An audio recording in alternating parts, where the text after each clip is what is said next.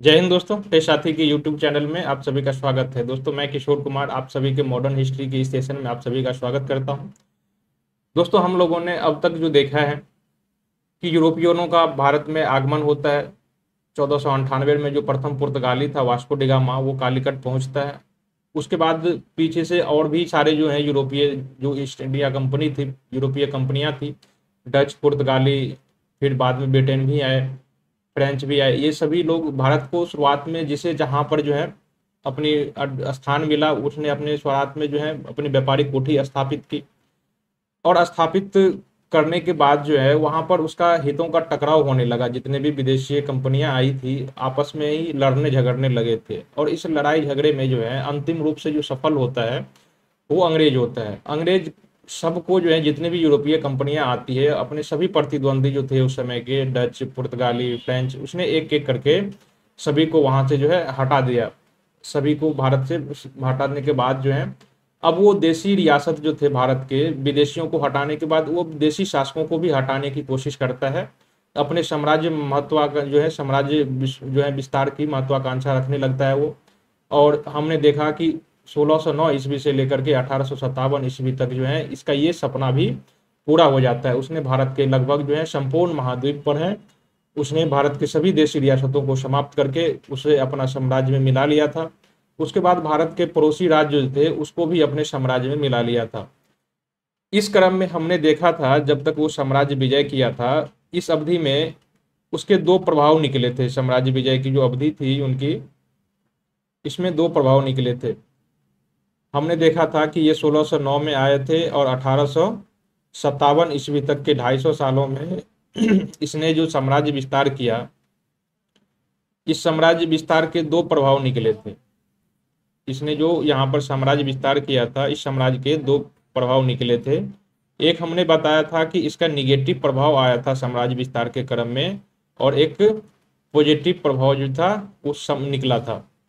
हमने देखा था कि जो निगेटिव प्रभाव निकला था वो इसलिए निकला था कि इसने जो अपने साम्राज्य विस्तार के क्रम में भारत को जो है सभी आयामों की दृष्टि से प्रभावित किया था। इसने भारत को आर्थिक हो, राजनीतिक हो, सांस्कृतिक हो, सभी प्रकार से भारत के मामले में हस्तक्षेप करना शुरू किया था। राजनीतिक उद्देश्य से शुरू किया फिर, तो इस कारण से जो है भारत में व्यापक असंतोष उत्पन्न हुआ था इसके निगेटिव प्रभाव के कारण। इन व्यापक असंतोष के कारण हमने देखा था कि भारत में जो है बहुत सारे विद्रोह हुए थे। इस विद्रोह में हमने देखा था कि कुछ किसान विद्रोह भी हुए थे, कुछ जनजातीय विद्रोह भी हुए थे, और जनजातीय विद्रोह के साथ साथ समान, ये किसान नागरिक दोनों एक ही है, तो यहाँ पर नागरिक विद्रोह भी है। यहाँ पर राजनीतिक विद्रोह भी हुए थे जिसका राज हड़प लिया गया था। उन राजाओं ने जो है सब वो जो है विद्रोह करना शुरू कर दिया था। इन सभी विद्रोहों के परिणाम स्वरूप एक जो है भयंकर विद्रोह हुआ था, जिसे आप 1857 का महाविद्रोह कहते हैं। इस विद्रोह के हमने परिणाम देखा था, क्या क्या परिणाम निकले थे। देखा था कि भारत पर प्रत्यक्ष नियंत्रण जो है अब कंपनी शासन को समाप्त करके ब्रिटिश जो महारानी है भारत का प्रशासन सीधे अपने हाथों में ले लेता है। इसके पढ़ने के बाद हमने ये बताया था कि साम्राज्य विस्तार जो किया था यूरोपीय कंपनियां, ब्रिटिश कंपनी भारत में, तो इस निगेटिव प्रभाव के अलावा कुछ पॉजिटिव प्रभाव भी आया था। जैसे कि उसने भारत में जो शिक्षा का विस्तार किया था, भारत में जो उसने शिक्षा के लिए काम किया था, भारत का जो आधुनिकीकरण किया। आधुनिकीकरण कैसे किया उसने? उसने आधुनिकीकरण ऐसे किया कि भारत में रेल लाया था, डाक प्रणाली लाया था, टेलीफोन लाया था, बहुत सारे नेशनल हाईवे बनवाया था उस समय, देश के बंदरगाहों का विकास किया था। फिर भारतीय लोग जो है विदेश जाने लगे थे बहुत सारे। इन आधुनिकीकरण के परिणाम स्वरूप हमने देखा था कि है यहाँ पर समाज सुधार आंदोलन हुआ था। तो हमने देखा कि ब्रिटिश जो भारत में आए थे उसके दो परिणाम आए थे, एक निगेटिव प्रभाव हुआ था और एक पॉजिटिव प्रभाव हुआ था। निगेटिव परिणाम के परिणाम स्वरूप उससे जो है व्यापक समाज में असंतोष हुआ। उस असंतोष के परिणाम स्वरूप भारत में बहुत सारे विद्रोह हुए। और वहीं जब पॉजिटिव जो उसके परिणाम निकले थे, प्रभाव हुए थे, तो पॉजिटिव प्रभाव के परिणाम स्वरूप जो है भारत में समाज सुधार आंदोलन चलाए गए थे। इसमें हमने ढेर सारों जो है समाज सुधार जो आंदोलन था, हमने देखा था कि पहले हिंदू धर्म में जो समाज सुधार के लिए आंदोलन चलाया गया था वो देखा था, उसके बाद मुस्लिमों के लिए जो मुस्लिम धर्म में चलाया गया था वो भी देखा, फिर सिख धर्म के लिए जो सुधार आंदोलन चलाए गए थे, पारसियों के लिए चलाए गए थे सुधार आंदोलन, ये भी हमने देखा। तो इन सभी आंदोलन को हमने देखा और इसके बाद जो है सुधार आंदोलन के जो परिणाम थे वो भी हमने देखा था। परिणाम का मतलब कि क्या ये सफल हुआ था या नहीं सफल हुआ था, ये हमने पिछले सेशन में देखा था। तो हमने देखा था कि ये किस हद तक सफल हुआ था। यदि ये पूरा सफल हो जाता तो भारत में आज जो छुआछूत और जाति प्रथा की प्रथा विद्यमान है आज नहीं रहती। तो इसका मतलब जो है आज भी ये आंदोलन जो है कहीं ना कहीं पूर्ण रूप से सफल नहीं हुआ था। भारत के आज भी बहुत सारे ऐसे मंदिर हैं जहाँ पर छोटी जाति को और महिलाओं को भारत में प्रवेश नहीं दिया जाता, भारत में मंदिरों में। तो ये भी इसकी दूसरी बात और भी देख सकते हैं कि भारत की अभी भी बहुत सारी ऐसी जातियां हैं, खासकर उच्च वर्गीय जातियां हैं, जहां की महिलाओं को विधवा होने के बाद दोबारा शादी करने की अनुमति नहीं दी जाती है। तो कुल मिला के ये आंदोलन हमने देखा था कि आधा अधूरा जो है सफल हुआ था, पूर्णतः सफल नहीं हुआ था। फिर हमने इसकी असफलता के कारण भी गिनाया था कि ये आंदोलन असफल क्यों हुआ था। फिर हमने देखा था कि उस समय के जो समाज सुधारक थे उन्होंने प्राचीन काल की ओर लौटने का नारा दिया था। सबने अपने जो है वर्तमान की गुणगान करने के लिए, वर्तमान की व्याख्या करने के लिए अतीत का गुणगान करना शुरू कर दिया था। वेदों की ओर लौट चलो ये नारा दिया था। तो इन सभी कारणों की वजह से जो है आंदोलन सफल नहीं हुआ था, क्योंकि उसने मध्यकाल को जो है बिल्कुल ही नकार दिया था। बल्कि मध्यकाल की जो है एक अपना इतिहास है। उस काल में बहुत सारे कला के क्षेत्र में, विज्ञान के क्षेत्र में बहुत सारी तरक्की हुई थी। भाषा के क्षेत्र में देखा कि क्षेत्रीय भाषा का विकास मध्यकाल में ही होता है। रामायण का जो क्षेत्रीय भाषा में अनुवाद होता है वो उसी काल में होता है। तो इसने मध्यकाल को पूर्ण रूप से नकार ही दिया और सीधे कहा कि प्राचीन काल की ओर लौटो, जहाँ पर संस्कृत भाषा जो थी एकदम पूर्ण रूप से विद्यमान थी और ब्राह्मणों को श्रेष्ठता प्राप्त थी। तो ये कहलाए थे कि वापस वेदों की ओर लौट चलो, प्राचीन सभ्यता की ओर लौट चलो। यही सब कुछ कारण थे जिसके कारण हमने बताया था कि ये जो समाज सुधार आंदोलन थे सफल नहीं हो सके थे पूर्ण रूप से। ठीक है, तो हमने कल के सेशन में यहाँ तक जो है समाज सुधार आंदोलन तक जो है कंप्लीट कर लिया था। आज हम लोग देखेंगे कि भारत में जो अंग्रेजों ने समाज विस्तार किया था, ये 1609 से लेकर के 1857 ईस्वी तक के काल में जो समाज विस्तार किया, इस समाज विस्तार का जो कारण था, इस साम्राज्य विस्तार की जो नींव थी, ये इसका सर्वोच्च प्रशासन था। इसकी प्रशासन के कारण ही जो है इसने भारत जितने विशाल महाद्वीप पर अपने साम्राज्य की स्थापना कर पाया था। इसका वजह यही था, इसका प्रशासन। और इसके प्रशासन का जो प्रमुख हुआ करता था भारत में, वो गवर्नर जनरल अथवा वाइसराय कहलाता था भारत में। ठीक है, तो इसी के जो है प्रशासन का जो प्रमुख होता था, यही इसका जो है कहलाता था। इन्हीं प्रमुख के हाथे जो है प्रमुख जो है ये इसका करता था। ठीक, तो अब हम लोग देखते हैं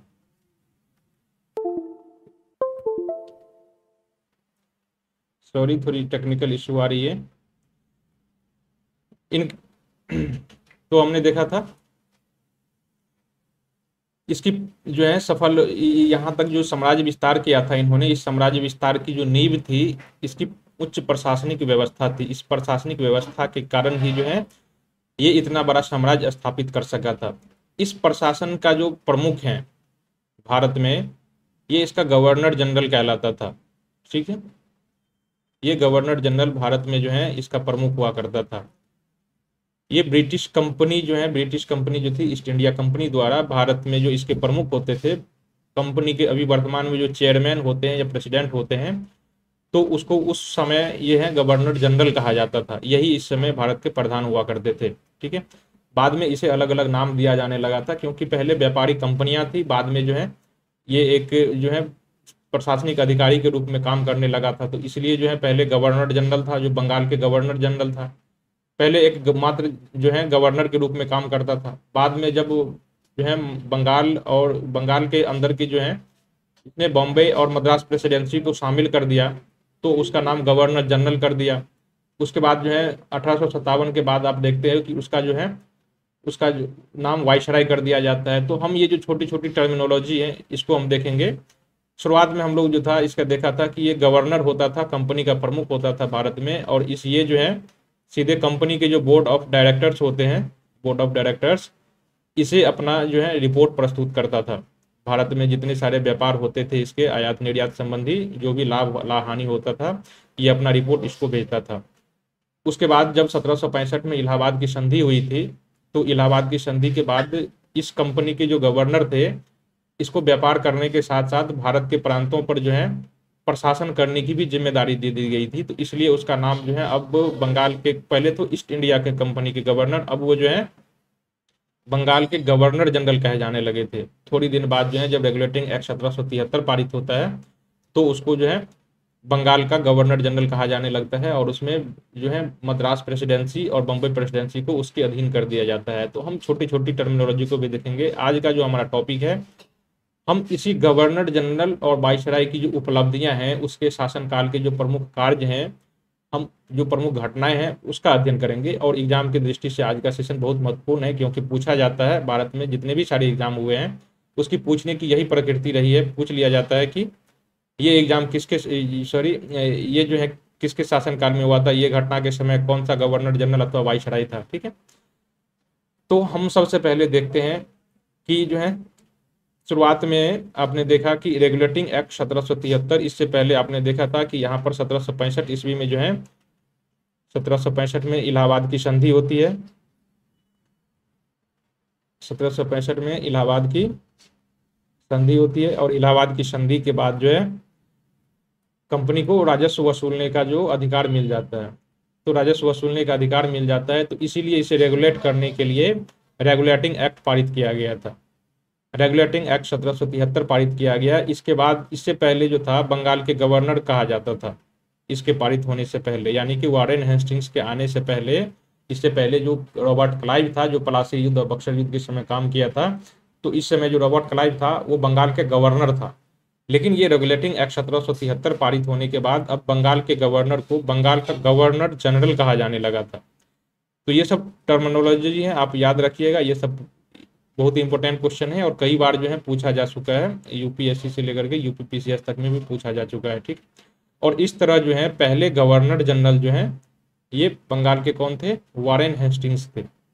ठीक है, इसके बाद में जो है बॉम्बे और मद्रास प्रेसिडेंसी को इसी एक्ट के अधीन जो है इसके अधीन कर दिया गया था। अब ये शक्तिशाली हो गया था, अब इसे प्रशासन की जिम्मेदारी भी सौंपी गई थी।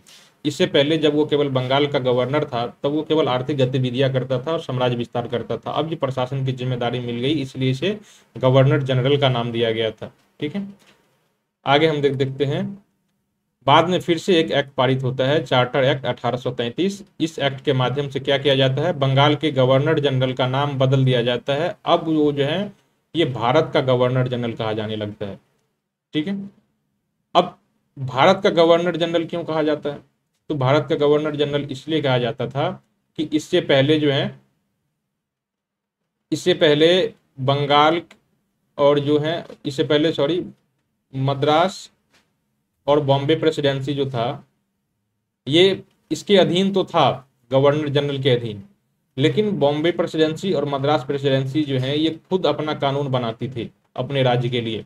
लेकिन जब से ये एक्ट पारित हुआ, तब से इसकी जो है अधिनियम बनाने की जो कार्य था, कानून बनाने की जो शक्ति थी, ये छीन ली गई। मतलब जो है प्रशासन का जो है एकीकरण कर दिया गया था, प्रशासन एक हाथ में सीमित कर दी गई थी, प्रशासन का केंद्रीकरण किया गया था यहाँ पर। ठीक है, क्षेत्रीय स्तर पर जो कानून बनाने वाला जो सिस्टम था, प्रथा था, उसे समाप्त कर दिया गया था। अब बम्बई सरकार और जो है मद्रास सरकार कानून नहीं बना सकती थी। अब कानून जो है कहाँ से बनेगी, बंगाल से बनेगी। तो पूरे भारत का प्रशासन जो है अब बंगाल से होने लगेगा, इसलिए इसे भारत का गवर्नर जनरल कहा जाने लगा था। और इस प्रकार जो पहला गवर्नर जनरल बना था भारत का गवर्नर जनरल, ये बेंटिंग था। ठीक है, अभी तक जो है ये ईस्ट इंडिया कंपनी को ही अपना रिपोर्ट करती थी, लेकिन भारत सरकार अधिनियम 1858 पारित हुआ था। इसके बाद जो है भारत के गवर्नर जनरल का नाम बदल के फिर से जो है अब वाइसराय कर दिया गया था। ये जो वाइसराय होता था ये सीधे ब्रिटिश सम्राट द्वारा नियुक्त किया जाता था। वहाँ के जो राजा थे ब्रिटिश, उसके द्वारा नियुक्त किया जाता था। वो सीधे राजा के मंत्री होते थे, राजा के प्रत्यक्ष प्रतिनिधि होते थे जो भारत में शासन करता था। इस तरह जो बनने वाले पहले वाइसराय थे ये लॉर्ड कैनिंग थे दोस्तों। तो इस तरह आपको तीनों शब्दावली जो है, गवर्नर जनरल, बंगाल के गवर्नर जनरल, भारत के गवर्नर जनरल और वाइसराय, ये बहुत ही कंफ्यूजिंग शब्द है, छोटे छोटे कंफ्यूजन होते रहते हैं, इसलिए मैंने यहाँ पर पहले जो है यहाँ पर आपको क्लियर कर दिया है ताकि आगे आपको डिस्टर्ब ना हो। और ये बहुत ही इंपॉर्टेंट क्वेश्चन है और कई बार पूछा जा चुका है। ठीक है, अब हम लोग बढ़ते हैं जो विभिन्न जो गवर्नर जनरल थे उसके काल में जो बहुत सारी घटनाएं हुई थी, हम उसको देखते हैं बारी बारी से कि किस गवर्नर जनरल के काल में कौन सी घटनाएं हुई थी। सबसे पहले हम देखते हैं कि वारेन हेस्टिंग्स का काल आता है। इससे पहले आपने देखा था कि रॉबर्ट काल जो है, प्लासी युद्ध जो हुआ था, ये प्लासी युद्ध किसके काल में हुआ था? ये रॉबर्ट क्लाइव के काल में हुआ था। ठीक है, रॉबर्ट क्लाइव के काल में। ठीक है, तो आप इसे याद रखिएगा। और बक्सर का जो युद्ध हुआ था,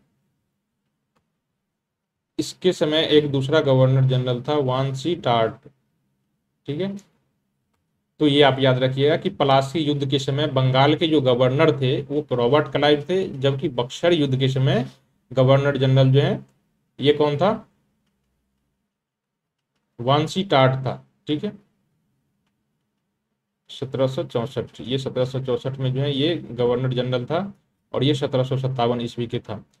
इसके बाद आपको याद रखना है कंटिन्यूअस रूप से कि कौन उसके बाद कौन सा गवर्नर बना, उसके बाद कौन सा गवर्नर जनरल बना, तो ये आपको याद रखनी है एक क्रोनोलॉजिकल रूप में, क्योंकि सजाने के लिए भी दे दिया जाता है कि पहले किसका काल है उसके बाद किसका काल है, तो इस तरह से ऑर्डर लगाने के लिए भी आपको दे दिया जा सकता है। ठीक है, पहला जो था उस समय बंगाल के गवर्नर जनरल वो वारेन हेस्टिंग्स था, जिसका काल था 1773 से लेकर के 1785 ईस्वी। इसके काल में ही रेगुलेटिंग एक्ट 1773 पारित हुआ था। इसके काल में ही 1700 पिट्स इंडिया एक्ट 1784 पारित हुआ था। रोहिल्ला का युद्ध 1774 ईस्वी में हुआ था, जो वारेन हेस्टिंग्स के काल में ही हुआ था। वारेन हेस्टिंग्स के काल में ही प्रथम आंग्ल मराठा युद्ध हुआ था 1775 से लेकर के 1782 ईस्वी के बीच। और इसी युद्ध की जो शांति संधि हुई थी वो 1782 की सलवाई संधि के तहत हुई थी। मतलब कि प्रथम मराठा युद्ध जो अंत हुआ था ये संधि के तहत हुआ था। हमने पिछले में पढ़ चुका है, जब हम मराठा युद्ध पढ़ रहे थे तो बता दिया था कि कौन सी संधि किस लिए हुई थी। इसी के काल में जो है दूसरा आंग्ल मैसूर युद्ध जो होता है 1780 से 84 के बीच में, ये इसके बीच होता है। ये हैदर अली इसमें घायल हो जाता है और इसके बाद हैदर अली की मृत्यु हो जाती है। इसी के काल में जो है कलकत्ता में एक सुप्रीम कोर्ट की स्थापना होती है। ये कलकत्ता सुप्रीम कोर्ट की है। ठीक है, दिल्ली सुप्रीम कोर्ट नहीं बल्कि कलकत्ता में सुप्रीम कोर्ट की स्थापना होती है वारेन हेस्टिंग्स के काल में 1774 में। ठीक, बंगाल की एशियाटिक सोसाइटी यानी कि एशियाटिक सोसाइटी ऑफ बंगाल ये 1784 में स्थापित होता है। इस समय गवर्नर जनरल कौन था? Warren Hastings. वारेन हेस्टिंग्स, इसका काल था 1773 से 1785। ठीक है, देखिए हेस्टिंग्स नाम से भारत में दो गवर्नर जनरल हुए थे, एक तो वारेन हेस्टिंग्स है और दूसरा केवल हेस्टिंग्स है। तो आप दोनों में कंफ्यूजन बिल्कुल नहीं होइएगा। एक हेस्टिंग्स है केवल, ये आगे के हैं, और ये वारेन हेस्टिंग्स है। ठीक है, इसका शासनकाल आगे आता है। तो अभी हम लोग वारेन हेस्टिंग्स पढ़ रहे हैं। इसके काल में एशियाटिक सोसाइटी ऑफ बंगाल की स्थापना हुई थी 1784 ईस्वी में। इसने शाह आलम द्वितीय, ये जो मुगल सम्राट था, इसको पेंशन देना बंद कर दिया था। हमने देखा था कि ये जब बक्सर युद्ध में हारा था तो इसको पेंशन दी जाने लगी थी। युद्ध हारने के बाद मुगल सत्ता समाप्त कर दी गई थी, इसके बाद पेंशन दी गई थी। ठीक है, लेकिन अब इसको ये पेंशन भी बंद करवा दिया था। बंगाल में कर्ण जो है रॉबर्ट क्लाइव द्वैध शासन प्रणाली लागू किया था। उस प्रणाली के तहत जो है प्रशासन का जो है प्रशासनिक अधिकार जो है वो बंगाल के नवाब के हाथों में था। बंगाल के नवाब वहाँ का प्रशासन करता था, लेकिन राजस्व वसूली का जो काम है ये कंपनियां, ब्रिटिश कंपनी करती थी, ईस्ट इंडिया कंपनी। यही इसी को द्वैध शासन कहा जाता था। मतलब एक ही राज्य में दो प्रकार के प्रशासन थे। लेकिन अब जो है यहाँ पर प्रशासन, इसने वारेन हेस्टिंग्स ने इस प्रणाली को प्रतिबंध लगा दिया, यहाँ पर इसे समाप्त कर दिया था। ठीक है, तो बंगाल में जो द्वैध प्रणाली लागू किया था, द्वैध शासन प्रणाली, इसे लागू किया था रॉबर्ट क्लाइव ने, लेकिन इसे समाप्त किसने किया था? तो वारेन हेस्टिंग्स ने कर दिया था। ठीक है, वारेन हेस्टिंग्स के काल में ही इसका जो राजकोष था वो मुर्शिदाबाद से हटा के कलकत्ता में स्थानांतरित करता है। आपको याद है कि ये मुर्शिदाबाद कब लाया गया था? ये मुर्शिदाबाद जो है यहाँ पर मीर कासिम बक्सर युद्ध के समय, बक्सर युद्ध से पहले उठा के मुर्शिदाबाद उठा के लाया था। जेम्स अगस्टस हिक्की, इसके काल में भारत का पहला समाचार पत्र आपको याद होगा 1780 ईस्वी में प्रकाशित हुआ था, जिसे बंगाल गजट कहा जाता है। ये भारत का पहला समाचार पत्र है, ये इसके काल में ही प्रकाशित हुआ था। जेम्स अगस्टस हिकी ने प्रसार किया था और इसके काल में यानी कि वॉरेन हेस्टिंग्स के काल में ही आया था। इसने रिंग फेंस की नीति, इसे घेरे की नीति भी कहा जाता है, घेरे की नीति अपनाई थी। ये साम्राज्य विस्तार का एक काम था। इसने मराठों अफगानों के प्रति और हैदर अली के प्रति इसने नीति अपनाई थी। ये वैसे ही था जैसे डलहौजी की विलय की नीति अपनाई थी और जैसे उसने डॉक्ट्रिन ऑफ लैप्स की नीति अपनाई थी, तो ऐसे ही ये रिंग फेंस अथवा घेरे की नीति कहा जाता है इसको। ठीक है, इसमें बफर स्टेट, इसे बफर स्टेट भी कहा जाता है। इसे बफर स्टेट बनाया जाता था। एक तरफ कंपनी की राज होगी यहाँ पर और दूसरी तरफ यहाँ देसी रियासत का राज होगा। इस बीच में एक बफर स्टेट बनाया जाएगा, कोई दूसरा राज्य। ठीक है, इसी को बफर स्टेट कहा जाता था। तो इसकी घेरे की नीति का मतलब यही था, कंपनी और देसी रियासत के बीच में एक स्वतंत्र राज्य की स्थापना करना चाहता था इस नीति के तहत। ये 1780 में कलकत्ता में एक मदरसा की स्थापना की थी। इस मदरसा का नाम आलिया विश्वविद्यालय था। ये इसी के काल में स्थापित हुआ था। इसने कलेक्टर पद, भारत में जो कलेक्टर के पद हैं, इसका सृजन इसी के काल में हुआ था, वॉरेन हेस्टिंग्स के काल में ही।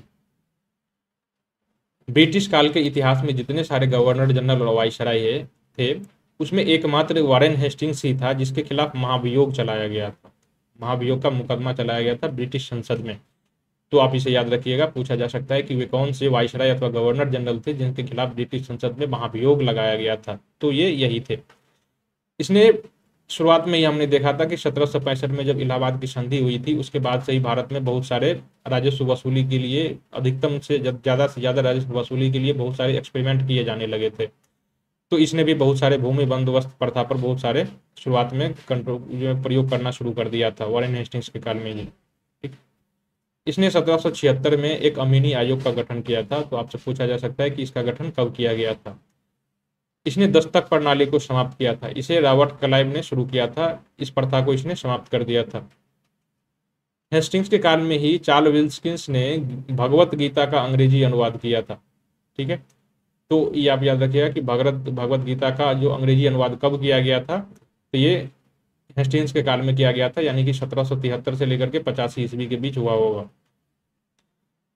बाद में आता है कॉर्नवालिस 1786 से 1793। ठीक है, इसने जो अस्थाई बंदोबस्त लागू किया था, इसका एक्सपेरिमेंट हम पहले देख चुके हैं कि ये लॉर्ड हेस्टिंग्स के काल से ही, उसके वॉरेन हेस्टिंग्स के काल से ही जो है इसका एक्सपेरिमेंट होना शुरू हो गया था अस्थाई बंदोबस्त पर। ये अस्थाई बंदोबस्त पहले, बाद में जब कॉर्नवालिस ने लागू किया था तो ये 10 वर्षों के लिए किया जाने लगा था। लेकिन इससे पहले जो एक्सपेरिमेंट हो रहा था, तो इसे हेस्टिंग्स ने 1 वर्षों के लिए, 2 वर्षों के लिए, 3 वर्षों के लिए ऐसे कर करके उसने ट्राई किया था। और वहाँ पर यदि सफल नहीं हुआ तो उसका जो अगला उत्तराधिकारी बना था कॉर्नवालिस, उसने इसे लागू किया था।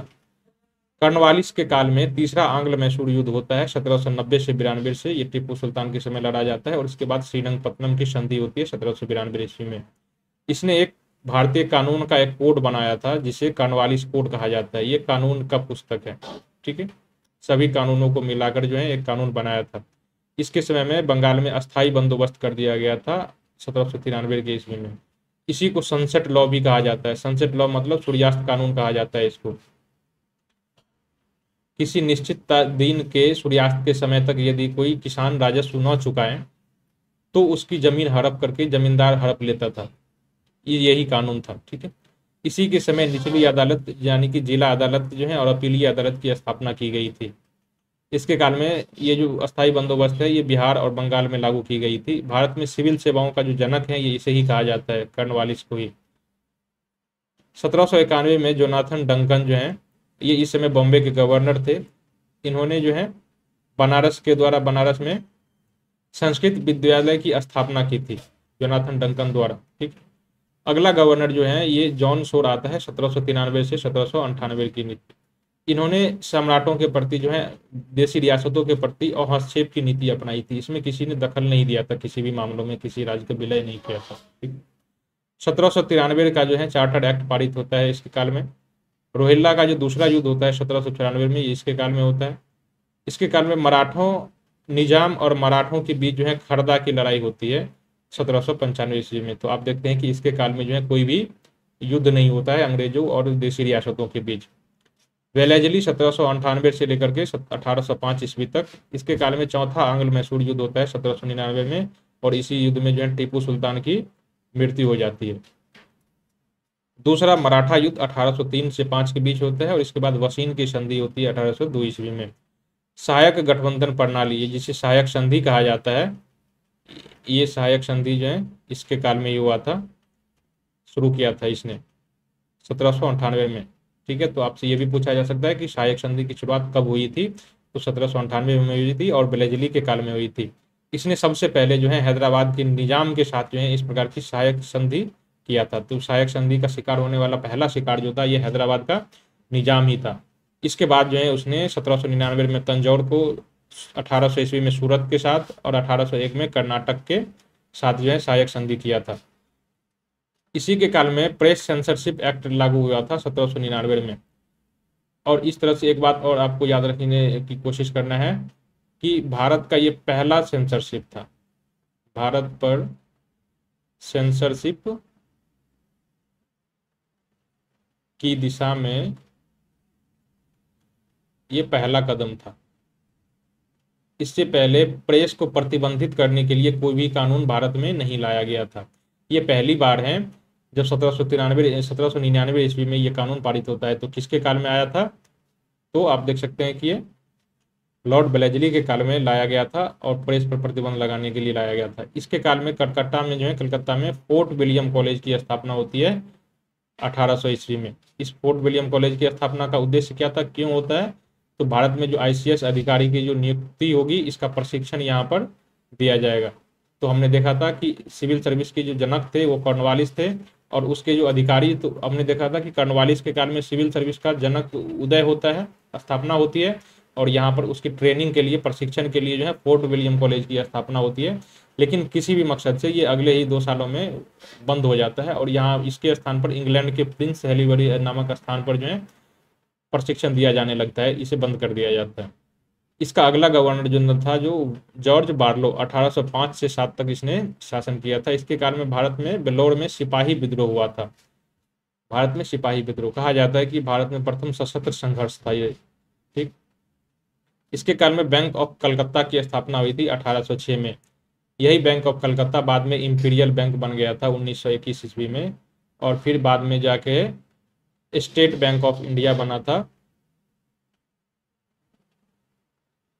1950-51 के आसपास जो है, 1950-60 के दशक में। ठीक है, तो पहले बैंक ऑफ कलकत्ता 1806, बाद में 1921 ईस्वी में जाकर के जो है इंपीरियल बैंक ऑफ इंडिया बनता है, और यही जो है स्टेट ऑफ इंडिया के नाम से जाना जाता है बाद में। ठीक है, मिंटो प्रथम, इसे लॉर्ड मिंटो प्रथम भी कहा जाता है, ये 1807 से 1813। इसने रंजीत सिंह के साथ 1809 ईस्वी में अमृतसर की संधि की थी।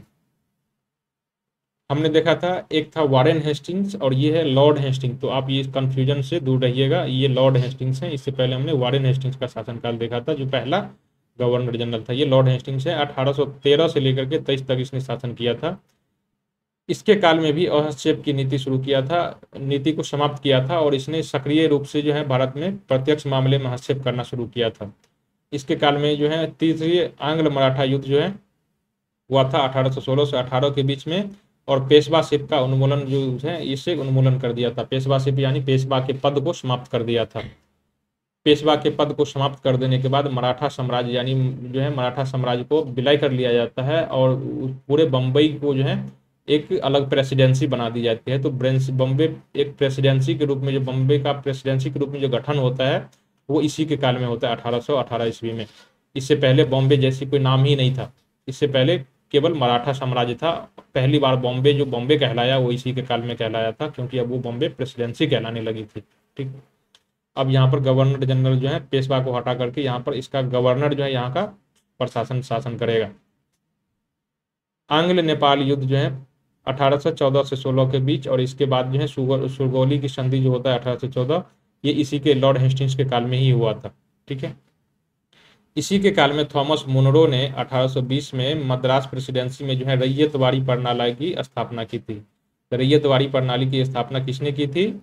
थॉमस मुनरो ने। ये मद्रास प्रेसिडेंसी के गवर्नर थे। ठीक है, और ये इस समय गवर्नर जनरल लॉर्ड हेस्टिंग्स हैं, तो इसके काल में ये 1820 में लागू हुआ था। इसी के काल में हॉल्ट मैकेंजी ने उत्तरी भारत में महलवाड़ी व्यवस्था की लागू की थी 1822 ईस्वी में, तो ये भी आप याद रखिएगा। 1817 ईस्वी में कलकत्ता में हिंदू कॉलेज की स्थापना की थी, जिसे अब प्रेसिडेंसी यूनिवर्सिटी के नाम से जाना जाता है। इसने मराठा युद्ध, जो मराठों का साम्राज्य विजय कर लेने के बाद मराठा जो है अब जंगलों में लूटपाट मचाने लगते हैं, उसके जो सैनिक थे जिसे पिंडारी कहा जाता था, तो उसने पिंडारियों का दमन करने के लिए इसने एक युद्ध छेड़ा था और उसी का अंत कर दिया था इस युद्ध के बाद। तो पिंडारी का जो दमन किया था 1817-18 ईस्वी में, इसने लॉर्ड हेस्टिंग्स ने ही किया था। ठीक है। 1822 में बंगाल काश्तकारी अधिनियम पारित हुआ था लॉर्ड हेस्टिंग्स के काल में ही। इसने सार्वजनिक शिक्षा की एक सामान्य नीति का गठन किया था 1823 ईस्वी में। ठीक। अगला गवर्नर जनरल था लॉर्ड हेस्टिंग्स। 1823 से लेकर के 1828 ईस्वी तक इसका शासनकाल होता है। इसके काल में 1824 में बैरकपुर में सैन्य विद्रोह कर दिया जाता है। इसके बाद एंग्ल बर्मा जो है पहला जो आंग्ल बर्मा युद्ध है 1824 से 26 ईस्वी। इसके बाद यानदावो की संधि होती है 1826 ईस्वी में। कलकत्ता में एक संस्कृत महाविद्यालय की स्थापना होती है 1824 ईस्वी में, और इसके समय जो गवर्नर जनरल था ये लॉर्ड एम्सहर्स्ट था। इसने भरतपुर पर कब्जा कर लिया था 1826 ईस्वी में। विलियम बेंटिंग अगला जो है गवर्नर जनरल है, 1828 से 35 तक जो है इसका शासनकाल रहता है, और इसका जो शासनकाल है बहुत ही इंपॉर्टेंट है, तो आप इसे बहुत ही याद रखिएगा। एक उदारवादी गवर्नर जनरल थे और भारत में इसने बहुत सारा जो है काम किया था। ठीक। इसके काल में 1833 का जो चार्टर एक्ट पारित हुआ था, तो इसके बाद इसके जो है गवर्नर जनरल का नाम दे दिया गया था और पूरे भारत का गवर्नर जनरल कहा जाने लगा था। इससे पहले केवल बंगाल के गवर्नर जनरल होते थे। इसके काल में सती प्रथा का उन्मूलन किया गया था 1829 के अधिनियम द्वारा। इसके काल में ठगी प्रथा का दमन किया गया था। इसने ठगी प्रथा के दमन के लिए 1830 में कानून पारित कराया था। चार्टर एक्ट 1833 पारित हुआ था। इसे सेंट हेलिना अधिनियम भी कहा जाता है। इसी के काल में 1831 ईस्वी में भारत में कोल विद्रोह हुआ था और इसका दमन किया था इसी ने। इसी के काल में वर्षात विद्रोह भी हुआ था, जिसका तित्तू मीर ने नेतृत्व किया था। यह विद्रोह 1831 ईस्वी में हुआ था। इसके काल में जो है मैकाले मिनट आप जानते होंगे शिक्षा के लिए लाया गया था। ये 1835 में आया था। ये इसी के काल में भारतीय शिक्षा के लिए लाया गया था, शिक्षा के सुधार के लिए। ठीक है। और भारत में अंग्रेजी भाषा को शिक्षा का मीडियम बना दिया गया था। बेंटिंग के काल में ही भारत में Calcutta medical college and hospital की स्थापना हुई थी 1835 में। Calcutta medical college and hospital की स्थापना 1835 में विलियम बेंटिंग के काल में ही हुई थी। विलियम बेंटिंग ने 1831 में मैसूर का विलय कर लिया था, 1834 में कुर्ग का विलय कर लिया था, और 1834 में सेंट्रल कछार जो है केंद्रीय कछार उसे अपने साम्राज्य में विलय कर लिया था। कर्नवालिस ने अपने काल में जो प्रांतीय अपीलीय और सर्किट अदालत की स्थापना की थी उसे समाप्त कर दिया था, और इसने सर्किट कमिश्नरों की नियुक्ति की थी। तो ये इसके शासन की उपलब्धियां हैं, हमने देखा। अगला जो था मेटकाफ था 1835 से 36। इसे कहा जाता है भारत में प्रेस पर लगे प्रतिबंधों को हटाने वाला। इसका एक ही वर्ष का शासनकाल था और एक ही वर्ष के शासनकाल में इसने प्रेस पर से लगे प्रतिबंध को हटा दिया था इसने। ठीक है। इसे भारतीय प्रेस का मुक्तिदाता कहा जाता है इसी काल में। इसके काल में एक ही काम हुआ था। इसके काल में कलकत्ता पब्लिक लाइब्रेरी की स्थापना हुई थी 1836 ईस्वी में, तो आप इसे याद रखिएगा मेटकॉफ। अगला आ जाता है लॉर्ड ऑकलैंड। 1836 से 1842 ईस्वी तक इसका शासनकाल रहता है। इसके काल की सबसे बड़ी बात है ये कि प्रथम आंग्ल अफगान युद्ध हुआ था 1838 से लेकर के 1842 ईस्वी के बीच। ठीक है। लॉर्ड एलनबरो 1842 से 1844 ईस्वी तक छोटा ही कार्यकाल है। इसके काल में 1843 में ग्वालियर में युद्ध हुआ था, ग्वालियर का युद्ध। अंग्रेजों ने सिंध पर विजय कर लिया था, सिंध को अपने साम्राज्य में विजय कर लिया था 1843 ईस्वी में। और भारत में दास्ता अधिनियम 1843 यानी इसके अधीन के अधीन दास प्रथा को प्रतिबंधित कर दिया गया था। भारत में दास प्रथा कानून जो है ये पारित किया गया था, और इस अधिनियम के तहत भारत में दास प्रथा को गैर कानूनी घोषित कर दिया गया था, यानी अब कोई भी आदमी दास नहीं रख सकता था। लॉर्ड हार्डिंग प्रथम 1844 से 1848। इसके काल में प्रथम आंग्ल सिख युद्ध हुआ था 1845 से 46 के बीच में, और इस युद्ध की जो संधि बाद जो है संधि होती है लाहौर की संधि 1846 ईस्वी में। इसके बाद एक और संधि होती है भैरोवाल की संधि 1846 ईस्वी में। इसी के काल में रुड़की इंजीनियरिंग कॉलेज जो है इसकी स्थापना होती है 1847 ईस्वी में। इसने कन्या भ्रूण हत्या और मानव बलि के उन्मूलन को लेकर के भी कानून बनाया था। और ये कानून कब बना था ये हमने पिछले शासन में देख लिया था, इसकी ईस्वी हम वगैरह देख लिया था, तो ये चीजें थी। अगला शासनकाल आ जाता है लॉर्ड डलहौजी। इसके काल में बहुत सारे सुधार कानून जो हुए थे, आप इसे याद रखिएगा। दूसरा आंग्ल सिख युद्ध होता है 1848 से 49 के बीच में। इसके काल में निचले वर्मा का अधिग्रहण कर लिया गया था 1852 ईस्वी में। इसने डॉक्ट्रिन ऑफ लैप्स यानी व्यापक के सिद्धांत जो है, डॉक्ट्रिन ऑफ लैप्स की नीति का प्रतिपादन किया था। ठीक है, गोद लेने की प्रथा जो कहा जाता है इसकी। इसके काल में चार्ल्स वुड का डिस्पैच 1854, ये शिक्षा के विकास से संबंधित है, ये शिक्षा से संबंधित है, ये पारित हुआ था। ठीक है, इसके काल में जो है भारत की पहली रेलवे लाइन जो है बॉम्बे से थाने के बीच 1853 ईस्वी में चलाई गई थी, वो इसी के काल में चलाई गई थी। इसी के काल में चार्टर्ड एक्ट 1853 पारित होता है। बैथ्यून कॉलेज जो है ये 1849 में डलहौजी के काल में ही स्थापित किया जाता है। इसके काल में भारत की दूसरी राजधानी जो है ग्रीष्मकालीन राजधानी वो शिमला में स्थापित कर दी जाती है। दूसरा आंग्ल बर्मा युद्ध 1852 इसी के काल में होता है। इसके काल में ही भारत की पहली टेलीग्राफ लाइन टेलीफोन के लिए जो है 1851 ईस्वी में कलकत्ता से डायमंड हार्बर के बीच जो है चलाई जाती है। तो भारत में आपने देखा कि रेलवे लाइन की शुरुआत भी इसी के काल में हुई थी और भारत की पहली टेलीग्राफ सेवा की शुरुआत भी इसी के काल में हुई थी। इसी के काल में डाकघर अधिनियम पारित हुआ था 1854 में और इस अधिनियम के तहत ही भारत में डाकघर की स्थापना की गई थी। इसी के काल में जो है लोक निर्माण विभाग यानी PWD विभाग की स्थापना हुई थी 1854 ईस्वी में। इसी काल में 1895 में जो है संथाल विद्रोह हुआ था। ठीक है, अभी हम लोग डलहौजी पढ़ रहे हैं और इसका शासनकाल आप याद रखिएगा 1848 से 1856। इसी के काल में धार्मिक विकलांगता अधिनियम पारित हुआ था 1856 में। इसने आंतरिक अवध के जो है कुशासन को आरोप लगाकर जो है कुशासन के आरोप पर अवध का विलय कर लिया था 1856 ईस्वी में।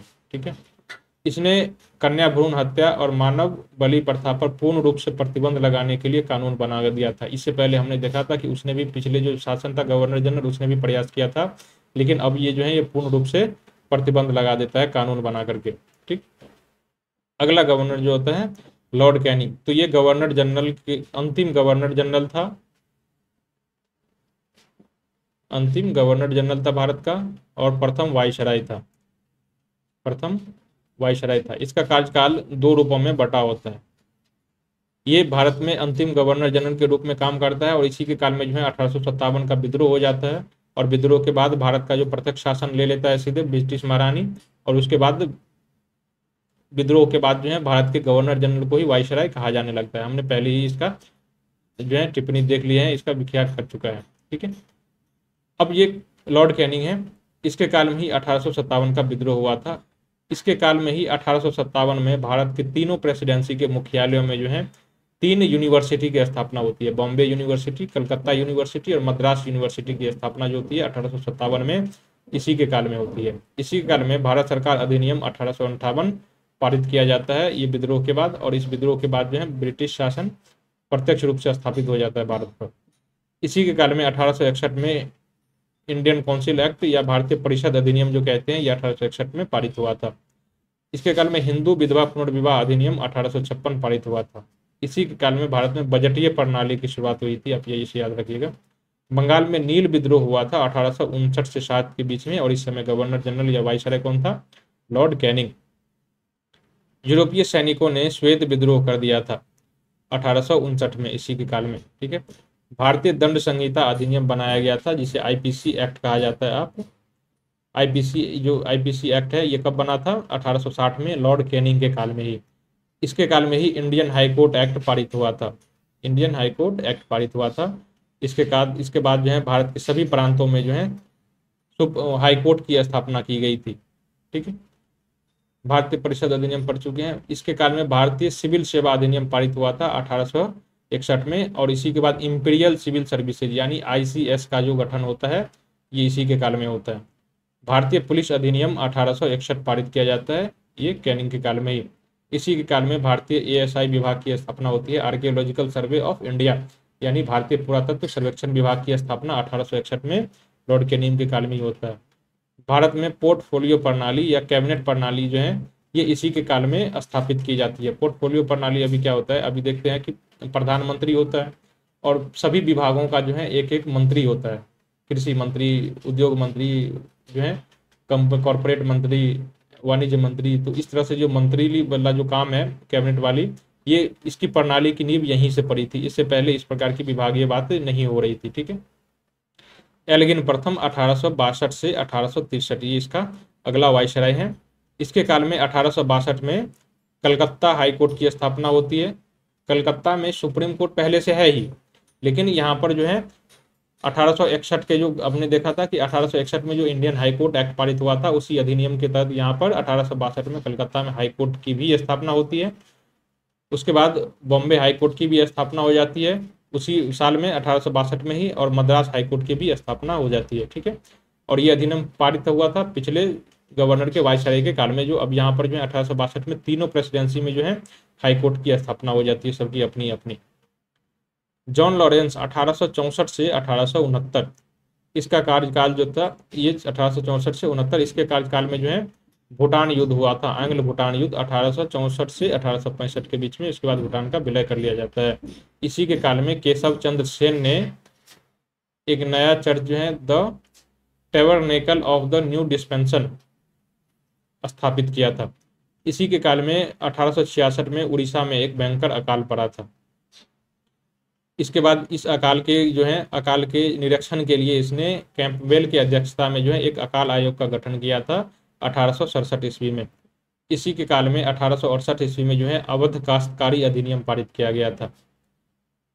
इसके बाद देखते हैं कि बॉम्बे, कलकत्ता और मद्रास हाई कोर्ट की स्थापना हो जाती है। ये शुरू हो जाता है, इससे पहले हमने देखा था कि 1862 में शुरू होता है, घोषणा होती है, और यहाँ पर इसका स्थापना हो जाता है इसके काल में। 1866 में बाद में इलाहाबाद हाईकोर्ट की भी स्थापना हो जाती है, और इसकी ये इस समय गवर्नर जनरल अथवा वायसराय कौन था, तो जॉन लॉरेंस के काल में ये हाईकोर्ट स्थापना हो जाती है। लॉर्ड मेयो 1869 से 1872, ठीक, इसके काल में भारत में प्रथम जनगणना शुरू हुई थी। प्रथम जनगणना तो हुआ था, लेकिन ये कंटिन्यू नहीं रह सका था। ठीक है, क्योंकि इसके बाद बंद कर दिया गया था, ये करा करके बंद कर दिया गया था। तो भारत की यदि पहली जनगणना पूछे तो ये 1872 में हुआ था, लॉर्ड मेयो के काल में। लेकिन रेगुलर रूप से जो होता है, रेगुलर रूप से 1881 ईस्वी से भारत में जनगणना शुरू होती है। इस समय गवर्नर जनरल जो था वायसराय, ये लॉर्ड रिपन था। ठीक है, इसके काल में पहली जनगणना हुई थी, लेकिन इसके बाद दोबारा नहीं हुई थी, सीधे 81 में हुई थी। भारतीय राजकुमारों को राजनीतिक प्रशिक्षण देने के लिए राजकोट में जो है यहाँ पर मेयो कॉलेज की स्थापना की गई थी। तो मेयो कॉलेज की स्थापना कब की गई थी, लॉर्ड मेयो के काल में 1869 से 72 के बीच में।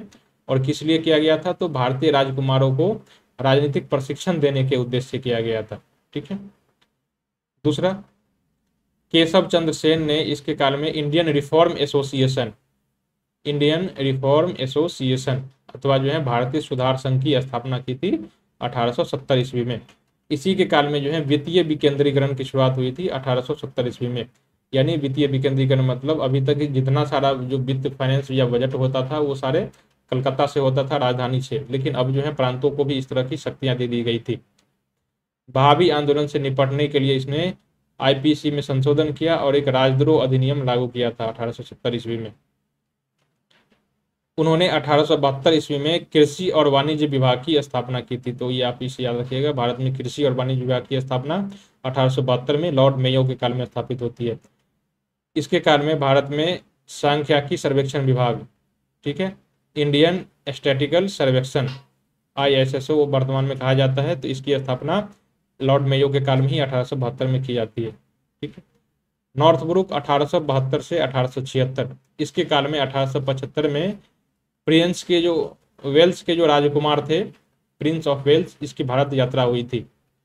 इसके काल में बड़ौदा के गायकवाड़ पर जो है मुकदमा चलाया गया था। इसी के काल में पंजाब में कूका आंदोलन हुआ था, और इसी के काल में जो है मुहम्मदन एंग्लो ओरिएंटल कॉलेज 1875 में सर सैयद अहमद खान द्वारा स्थापित हुआ था।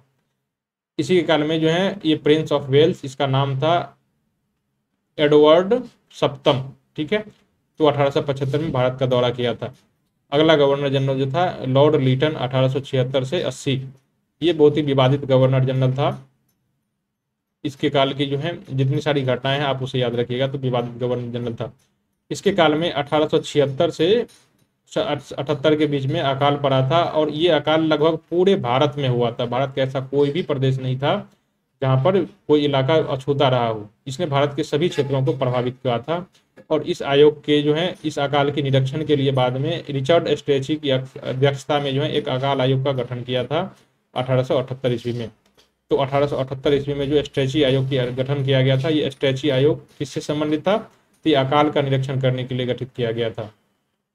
इसी के काल में रॉयल टाइटल एक्ट पारित किया गया था 1876 ईस्वी में, और ब्रिटिश महारानी जो थी विक्टोरिया, उसको कैसर ए हिंद अथवा भारत की महारानी की उपाधि दी गई थी। इसके काल में वर्नाक्यूलर प्रेस एक्ट पारित किया गया था 1878 ईस्वी में, और इसके तहत वर्नाक्यूलर प्रेस एक्ट के तहत भारतीय भाषा में प्रकाशित होने वाले भारतीय भाषा के जो अखबार थे उसको प्रतिबंधित कर दिया गया था।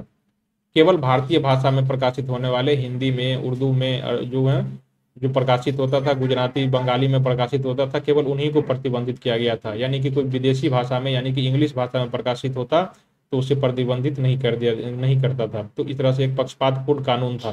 ठीक है। आर्म्स एक्ट 1878 पारित हुआ था इसके काल में। इसके तहत भारतीयों को शस्त्र रखने पर जो है शस्त्र रखने पर प्रतिबंध लगा दिया था। यानी कि इससे पहले जो है भारत के लोग भी शस्त्र रखते थे अपनी आत्मरक्षा के लिए, लेकिन अब जो है शस्त्र नहीं रखेगा। इसके काल में दूसरा आंग्ल अफगान युद्ध हुआ था 1878 से 80। हम किसके बारे में पढ़ रहे हैं? तो लॉर्ड लिटन के बारे में पढ़ रहे हैं अभी। ठीक है। इसके काल में ही भारत में पहला दिल्ली दरबार आयोजित किया गया था 1877 ईस्वी में। भारत में कुल 3 बार दिल्ली दरबार का आयोजन किया जाता है। उस 3 बार में पहली बार था ये 1877 में जो किया गया था। इसने एक और विवादित काम किया था। सिविल सेवा में उपस्थित होने की जो अधिकतम आयु थी ये 18 वर्ष से घटा करके 19 वर्ष कर दी थी। ठीक है। यानी अब कोई 19 वर्ष से ऊपर का व्यक्ति सिविल सर्विस का एग्जाम नहीं दे सकता था। ठीक है। इसके कारण में ये दूसरा आंग्ल अफगान युद्ध पढ़ चुके हैं। इस अफगान युद्ध के बाद जो है गंडमक की संधि हुई थी 1879 ईस्वी में। इसी के काल में ये जो है ये तो भी पढ़ चुके हैं, वर्नाक्यूलर प्रेस एक्ट। इसके बाद जो है लॉर्ड रिपन का शासनकाल आ जाता है 1880 से 84। इसने आते ही सबसे पहले जो है विवादित जो वर्नाक्यूलर प्रेस एक्ट था इसको प्रतिबंधित कर दिया था 1882 ईस्वी में। इसके काल में पहले जो है कारखाना अधिनियम पारित हुआ था 1881 ईस्वी में। इसने कारखानों के लेकर के कुछ नियम बनाए थे। महिलाओं के लिए जो है कुछ काम किया था, काम के घंटे सीमित कर दिए गए थे उनके लिए, महिलाओं के लिए। ठीक है। इसने स्थानीय स्वशासन पर सरकारी संकल्प लेके आया था 1882। स्थानीय स्वशासन यानी पंचायती राज की दिशा में जो है पहली बार इसने काम करना शुरू किया था 1882। तो भारत में स्थानीय स्वशासन का जनक जो है कहा जाता है इसे स्थानीय स्वशासन का जनक कहा जाता है। भारत में जनक लॉर्ड रिपन को कहा जाता है। ठीक है। इसने पंचायती राज की दिशा में जो है पहली बार काम किया था। इसके काल में इलवर्ट बिल विवाद हुआ था 1883 से 84 ईस्वी के बीच में। इसके बारे में हम लोग पिछले बारे में चर्चा कर चुके हैं कि ये एक ऐसा कानून था जिसमें बताया गया था कि कोई जो है भारतीय जज जो है न्यायाधीश ब्रिटिश लोगों के साथ साथ भारतीय लोगों के साथ साथ ब्रिटिश व्यक्ति का भी न्याय कर सकती है, फैसला कर सकती है। जिसका जो है भारत में विद्रोह किया था ब्रिटिश लोगों ने, उसे श्वेत विद्रोह का नाम दिया गया था। तो यही था इलवर्ट बिल विवाद। ठीक है। इसी के काल में हंटर आयोग गठित किया गया था 1882 ईस्वी में। हंटर आयोग शिक्षा से संबंधित है, आप इसे याद रखिएगा। हंटर आयोग गठित किया गया था 1882 ईस्वी में, और ये हंटर आयोग शिक्षा से संबंधित है। ठीक है। हंटर व्यक्ति का नाम है। लॉर्ड डफरिन 1884 से लेकर के 1888 ईस्वी काल की सबसे महत्वपूर्ण घटना है कि इसके काल में भारतीय राष्ट्रीय कांग्रेस की जो स्थापना होती है, इंडियन नेशनल कांग्रेस 1885 ईस्वी में, और इसी के काल में बंगाल काश्तकारी अधिनियम 1885 ईस्वी में पारित होता है। इसके काल में तीसरा आंग्ल बर्मा युद्ध होता है 1885 ईस्वी में, और इसके बाद जो है बर्मा को भारतीय साम्राज्य में मिला करके एक राज्य बना दिया जाता है भारत का, जिसकी राजधानी रंगून घोषित करता है। इसके काल में अगला जो था लैंसडाउन 1888 से 1894। इसके काल में दूसरा कारखाना अधिनियम पारित होता है ये भारत का दूसरा कारखाना अधिनियम था 1891 ईस्वी में। और इससे पहले कारखाना अधिनियम हमने देखा था कि 1881 ईस्वी में लॉर्ड रिपन के काल में पारित हुआ था। इसके काल में इंडियन काउंसिल एक्ट पारित हुआ था 1892 ईस्वी में, यानी भारतीय पारिषद अधिनियम 1892 ईस्वी। इसके काल में दुरंड आयोग की स्थापना की गई थी 1893 ईस्वी में। और भारत और अफगानिस्तान की सीमा का निर्धारण किया था। इसने अफगानिस्तान और भारत के बीच जो सीमा निर्धारण किया था, अभी भी यहाँ पर दुरंड सीमा जो है यहाँ पर निर्धारित है, आज भी जीवित है ये। लॉर्ड कर्जन 1899 से 1905, इसके काल में फिर से एक अकाल पड़ा था 1899 से 1900 ईस्वी के बीच में भारत में अकाल पड़ा था। इसके काल में बिरसा मुंडा ने झारखंड में विद्रोह कर दिया था 1800 लेकर के 1899 से 1900 ईस्वी के बीच में। इसने एक कृषि विभाग का गठन किया था 1901 में। 1905 ईस्वी में बिहार के पूसा में जो है कृषि अनुसंधान केंद्र जो है भारतीय कृषि अनुसंधान केंद्र की स्थापना की जाती है 1905 में। और सबसे विवादित कार्य था इसका बंगाल विभाजन का कार्य, ये 1905 में इसी के काल में होता है। इसने एक रैले आयोग का गठन किया था। ये रैले आयोग शिक्षा से संबंधित था, ठीक है। और इसी आयोग के सिफारिश पर जो है भारतीय विश्वविद्यालय अधिनियम पारित किया गया था 1904 ईस्वी में। इस अधिनियम के बाद जो है इस पर भारतीय विश्वविद्यालयों पर जो है सरकारी नियंत्रण बढ़ा दिया गया था। सरकारी नियंत्रण बढ़ा दिया गया था। ऐसा इसलिए किया गया था कि इस समय जो बंगाल के जो जितने सारे यूनिवर्सिटी सब हैं वहाँ पर जो है सभी क्रांतिकारी गतिविधि जो है होने लगा था। यहाँ पर जो देशभक्ति का प्रसार है यहाँ पर होने लगा था। तो इसी को दबाने के लिए जो है यहाँ पर ये सरकारी नियंत्रण बढ़ा दिया गया था। इसी के लिए अधिनियम पारित किया गया था। इसी के काल में प्राचीन स्मारक संरक्षण अधिनियम जो है 1904 में पारित किया जाता है और प्राचीन स्मारकों के संरक्षण की दिशा में कार्य करने किया जाता है। इसने प्रेस पर प्रतिबंध लगाने के लिए जो है गोपनीयता एक्ट जो है ऑफिशियल सीक्रेट एक्ट लागू किया जाता है 1904 में। क्योंकि इस समय जो है इसने बहुत सारे विवादित कार्य किए थे और इसके कारण जो है भारतीय जो उस समय प्रेस सब थे इसका निंदनीय कार्य की जो है बहुत सारे लेख लिखते था, इसलिए इसने प्रेस पर प्रतिबंध लगाने की कोशिश की थी इस अधिनियम के तहत। इसके कारण भारत में दूसरी बार दिल्ली दरबार का आयोजन किया गया था 1903 ईस्वी में। एंड्रयू फ्रेजर के अधीन जो है भारत में पुलिस आयोग का गठन किया गया था 1902 में। तो भारतीय पुलिस आयोग का गठन कब किया गया था? 1902 में लॉर्ड कर्जन के काल में। और इस पुलिस आयोग का अध्यक्ष कौन था? तो एंड्रयू फ्रेजर की अध्यक्षता में पुलिस आयोग का गठन किया गया था। इसी के काल में जो है उत्तर पश्चिम सीमा प्रांत का निर्माण होता है। हमने देखा था कि अभी अभी उसने जो है अफगानिस्तान वाले इलाके जो जीता था तो उसी पर वहां पर जो है उत्तर पश्चिम सीमा प्रांत का निर्माण कर लाता है और तब से ये एक राज्य बन जाता है। यहाँ पर उत्तर पश्चिम सीमा का भारतीय प्रांत का दर्जा दिया जाता है इसको। बनारस में एक इसने महिला विश्वविद्यालय की स्थापना हुई थी, एनी बेसेंट ने की थी और इसके काल में ही की थी 1904 में। 1903 से 4 में फ्रांसिस यंग हस्बैंड के नेतृत्व में इसने एक तिब्बत अभियान भेजा है तिब्बत में, ठीक है। 1903-4 में पुलिस आयोग के बारे में पढ़ चुके हैं, विश्वविद्यालय आयोग, ठीक है, ये सब हम पढ़ चुके हैं। अगला जो है हमारा लॉर्ड मिंटो द्वितीय 1905 से 10 के बीच ये वाइसराय रहता है। इसके काल में भारत में जो है स्वदेशी आंदोलन होता है 1905 से। ये बंगाल विभाजन के विरोध में किया गया था। आप सभी हम लोग जब स्वतंत्रता आंदोलन पढ़ेंगे तो इसके बारे में डिटेल से पढ़ेंगे स्वदेशी आंदोलन क्या था। बस यहाँ पर केवल याद रखिएगा कि इस समय वाइसराय कौन था।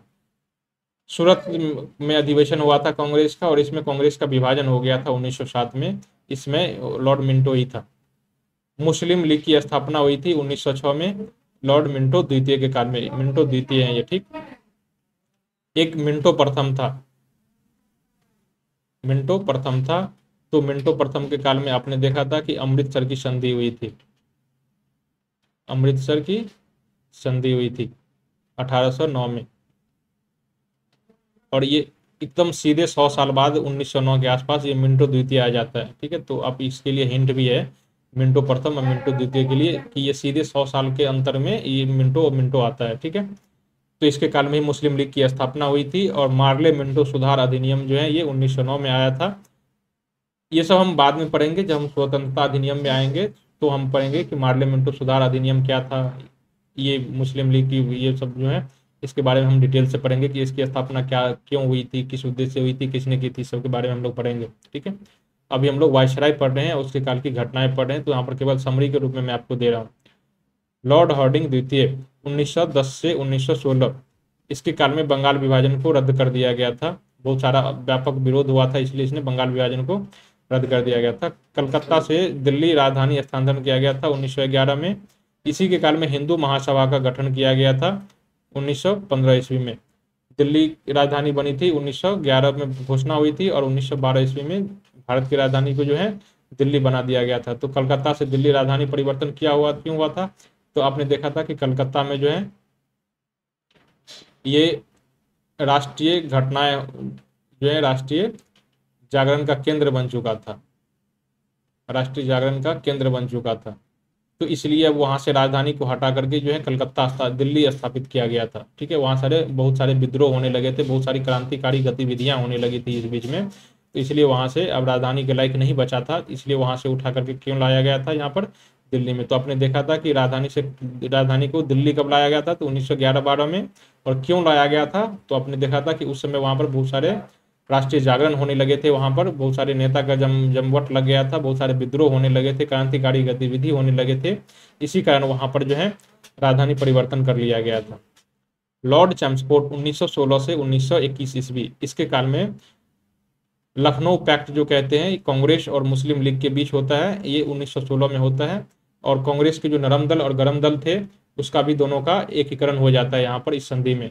फिलहाल इसके बारे में हम फिर से डिटेल से पढ़ेंगे, लेकिन अभी समरी के रूप में देख लीजिए कि इस समय जो है वायसराय कौन था। चंपारण सत्याग्रह 1917, ये इसी के काल में होता है। मॉन्टेग्यू की अगस्त घोषणा जो है 1917 इसी के काल में होता है। भारत सरकार अधिनियम 1919 इसी के काल में पारित होता है। इसी के काल में रॉलेट एक्ट आता है, और जालियांवाला बाग हत्याकांड भी इसी के काल में होता है। इसी काल में असहयोग आंदोलन और खिलाफत आंदोलन भी लॉर्ड चैम्स्फोर्ड के काल में ही होता है। लॉर्ड रीडिंग 1921 से 1926 इसका शासनकाल है। इसके काल की सबसे प्रमुख घटना जब देखिए, इसके काल में जो है चौरा चोरी का घटना हुआ था, और इसी घटना से प्रेरित होकर के है महात्मा गांधी ने असहयोग आंदोलन को जो है 1922 में वापस ले लिया था। इसके काल में 1922-23 में जो है स्वराज पार्टी की स्थापना हुई थी 1923 में। इसी के काल में काकोरी ट्रेन डकैती हुई थी 1925 ईस्वी में। लॉर्ड इरविन 1926 से लेकर के 1931 ईस्वी, इसके काल में साइमन कमीशन का भारत आगमन हुआ था 1927 से 28 के बीच में। इसके काल में भारतीय राज्य आयोग का गठन हुआ था 1927 ईस्वी में, और इसके अध्यक्ष जो थे हरकोट बटलर, इसे बटलर आयोग या भारतीय राज्य आयोग भी कहा जाता है, 1927 ईस्वी में हुआ था। इसी के काल में नेहरू रिपोर्ट प्रस्तुत की गई थी 1928 ईस्वी में, और दीपावली घोषणा 1929 ये लॉर्ड इरविन के काल में ही हुआ था। इसी के काल में कांग्रेस का जो लाहौर अधिवेशन होता है जिसमें पूर्ण स्वराज का संकल्प पारित किया जाता है 1929 ईस्वी में। इस समय लॉर्ड इरविन ही थे। ठीक है, लॉर्ड इरविन के काल में ही दांडी मार्च और सविनय अवज्ञा आंदोलन जो है 1930 ईस्वी में होता है।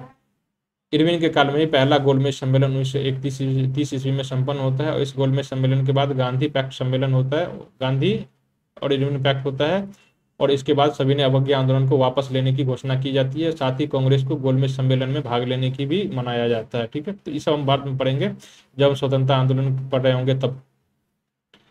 फिलहाल अगला जो वायसराय था लॉर्ड विलिंगटन 1931 से 1936। ठीक, सांप्रदायिक अधिनिर्णय 1932, इसे कम्युनल अवार्ड जो कहा जाता है, कम्युनल अवार्ड, ये इसी के काल में आया था 1932 में। सांप्रदायिक पंचाट भी कहा जाता है इसे, ये लॉर्ड विलिंगटन के काल में आता है। दूसरा और तीसरा गोलमेज सम्मेलन 1932 ईस्वी में, ये इसी के काल में होता है 1930। ये पूना पैक्ट 1932 जो है, और ये भारत सरकार अधिनियम 1935, ये भी लॉर्ड विलिंगटन के काल में ही पारित किया जाता है। लॉर्ड लिनलिथगो 1936 से 1942, द्वितीय विश्व युद्ध 1939 ईस्वी के शुरू होने के बाद कांग्रेस के मंत्रियों का इस्तीफा, द्वितीय विश्व युद्ध शुरू हो जाता है 1939 में, और इसके बाद कांग्रेस के मंत्रियों का इस्तीफा दे देता है। ऐसा इसलिए होता है कि द्वितीय विश्व युद्ध में बिना भारतीयों को पूछे हुए भारतीयों को उसमें घसीट लिया जाता है, तो इसलिए भारतीय लोग नाराज होकर भारतीय मंत्री ने सभी प्रांतों से इस्तीफा दे देता है। त्रिपुरी संकट और फॉरवर्ड ब्लॉक का गठन। त्रिपुरी संकट क्या होता है? त्रिपुरी में कांग्रेस के अध्यक्ष पद के लिए जो है सुभाष चंद्र बोस के और महात्मा गांधी के बीच विवाद हो जाता है, इसलिए त्रिपुरी में सुभाष चंद्र बोस ने कांग्रेस के अध्यक्ष पद से त्यागपत्र दे देता है, और वहां से जाकर के फॉरवर्ड ब्लॉक का गठन कर लेता है 1939 ईस्वी में। तो ये घटनाएं इसी के काल की हैं, लॉर्ड लिनलिथगो के काल में। इसी के काल में मुस्लिम लीग का लाहौर संकल्प पारित होता है, और इस संकल्प के जो है अधीन अलग देश की मांग की थी उसने, पाकिस्तान की जो है मांग की थी। ये अधिनियम जो संकल्प हुआ था लाहौर अधिवेशन 1940 ईस्वी में हुआ था। इसने पाकिस्तान की जो है पहली बार ऑफिशियल मांग जो है इसी अधिवेशन में की गई थी। ठीक है। अगस्त प्रस्ताव 1940 ये इसी के काल में हुआ था। भारतीय सेना का गठन, भारतीय राष्ट्रीय सेना INA, इंडियन नेशनल आर्मी, इसका गठन 1941-42 ईस्वी में इसी के काल में होता है। इसी के काल में क्रिप्स मिशन का 1942 ईस्वी में आगमन होता है। भारत छोड़ो आंदोलन की शुरुआत भी इसी काल में होती है। लॉर्ड बेबल 1944 से 1947 ईस्वी, इसके काल में सी राजगोपालाचारी का CR फॉर्मूला जो है ये 1944 ईस्वी में इसी काल में आता है। बेबेल योजना और शिमला सम्मेलन 1942 लॉर्ड बेबेल के काल की संबंधित है। कैबिनेट मिशन का भारत आगमन 1946 ये इसी के काल में होता है। प्रत्यक्ष कार्रवाई दिवस, डायरेक्ट एक्शन डे, ये मुस्लिम लीग द्वारा कराई गई थी। मुस्लिम लीग ने इसे मनाया था बंगाल में। ठीक है, बंगाल में। और इसके परिणाम स्वरूप नोआखली का दंगा हुआ था। बंगाल के नोआखली में भयंकर दंगा हुआ था जिसमें लाखों जो है हिंदू मुस्लिम मारे गए थे इसमें। ठीक है। तो क्लेमेंट इटली का घोषणा जो है, इटली घोषणा, ये 1947 में हो जाता है। इटली घोषणा इसे कहा जाता है। इटली घोषणा कब होती है? 1947 ईस्वी में लॉर्ड बेबेल के काल में। ठीक है। माउंटबेटन 1947 से 1948, इसे जून 3 प्लान 1947 भी कहा जाता है इसे, या फिर 3 जून योजना भी, 3 जून योजना भी कहा जाता है, या फिर माउंटबेटन योजना भी कहा जाता है इसे। ठीक है। ये माउंटबेटन के काल में हुआ था। रेड क्लिफ आयोग 1947 ईस्वी में गठित की गई थी। रेड क्लिफ जो है भारत और पाकिस्तान के बीच सीमा का निर्धारण करता है। ये आज भी जो है ये संधि आज भी जीवित है। इसी के काल में भारत को आज़ादी दी गई थी। तो आज़ादी के समय आपको याद रखिएगा कि गवर्नर जनरल ये यानी कि वायसराय ये माउंटबेटन ही था। ठीक है। और ये अंतिम गवर्नर जनरल भी था, अंतिम वायसराय भी था। ठीक है। चक्रवर्ती राजगोपालाचारी ये अंतिम गवर्नर जनरल और भारत के प्रथम भारतीय, ठीक है, गवर्नर जनरल अथवा वायसराय थे। ठीक है। 1950 ईस्वी में अस्थायी रूप से इस पद को समाप्त कर दिया गया था, क्योंकि यही पद जो है भारत में अब राष्ट्रपति को दिया जाने लगा था। ठीक है दोस्तों, तो कुल मिला के हम लोगों ने अब तक देखा था, शुरू से लेकर के अंत तक जो है पूरे गवर्नर जो है हमने देख लिया था उसका। इसमें देखिए आपसे पूछा क्या जा सकता है, इसमें आपसे पूछा जा सकता है कि इसवी जो है गवर्नर जनरल दे दिया रहेगा। गवर्नर जनरल 1, 2, 3, 4 और उसके काल की घटनाएं दे दी रहेगी। ठीक है। और ABCD करके दे देगा और आपसे बोले जाएगा कि इसका मिलान करें। ठीक है। इस तरह से प्रश्न पूछा जा सकता है। दूसरा ये है कि यहाँ पर जो है आपको गवर्नर दे दिया जाएगा और उसके काल की 4 घटनाएं दे दी जाएगी और आपसे पूछा जाएगा कि इनमें से कौन सा कथन सही है। ठीक है। इस प्रकार के प्रश्न पूछे जा सकते हैं। या फिर ऐसा रहेगा कि ABCD करके 4 गवर्नर दे दिए जाएंगे और आपको बोलेगा कि ऑर्डर में सजाइए। ठीक है। ऑर्डर में लगाइए, पहले कौन आया था, केनिंग आया था कि डलहौजी आया था कि लॉर्ड हेस्टिंग्स आया था कि लॉर्ड मिंटो आया था। तो इस प्रकार से सजाने के लिए कहा जा सकता है। ठीक है। तो इस प्रकार की जो है आपसे बिल्कुल भी छूटने नहीं चाहिए, यहाँ से पूछे जाते रहे हैं। आप PYQ उठा करके देखिए, बहुत सारे प्रश्न जो है यहाँ से बन रहे हैं। ठीक है। तो हमारा जो सेशन है आज का यहाँ पर समाप्त हो जाता है। हम लोग अगले सेशन में फिर से एक नए टॉपिक के साथ उपस्थित होंगे। तब तक के लिए धन्यवाद। मिलते हैं अगले सेशन में। जय हिंद दोस्तों।